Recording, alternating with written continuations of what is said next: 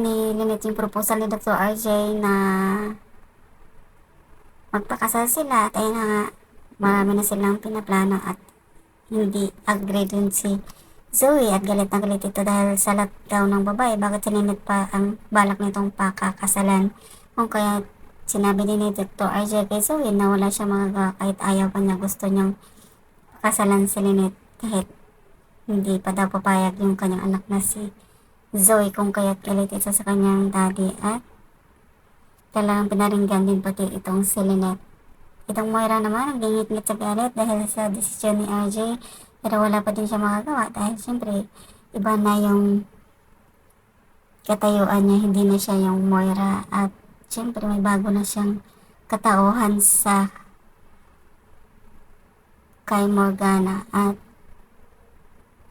yun na nga, gusto nitong guluhin ang bridal shower nila Lynette, kung kaya't kumuha ito ng mga taong gusto niyang magiging dancer doon sa bridal shower at marami siyang pinabalak na siya lagyan daw ng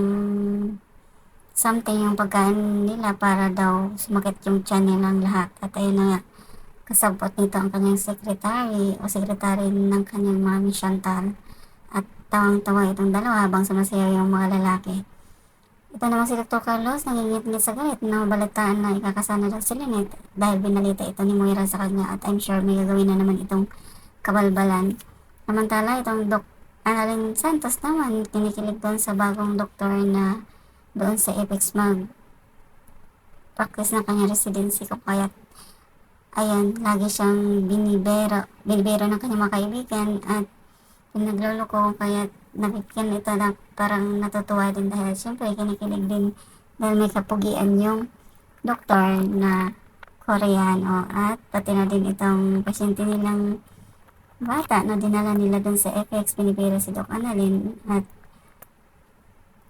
panay din tantyaw ng mga kaibigan niya, mga nurse at doktor. Samantala, nagkasundo itong si Doc Annalyn at yung doktor na ito daw siya ni Doc Annalyn doon sa paligid ng FX at ayun dinala siya doon sa isang restaurant kung saan nakita din ni Zoe na nandun din yung doktor na yun kung kaya kinausap ito ni Doc Zoe kung sino ang inaantay nito at sinabi nito na si Annalyn daw at ayun may something na sinabi yung doktor sa kanya kung kaya dating ni Annalyn pinaringgan ni Zoe itong si Annalyn na kasi baka may mga sinabi daw itong masama doon tungkol sa kanya kung kaya parang may alam itong doktor na kung ano-ano kung kaya ayun na nagtalo itong dalawa pero nag-walk out din itong si Zoe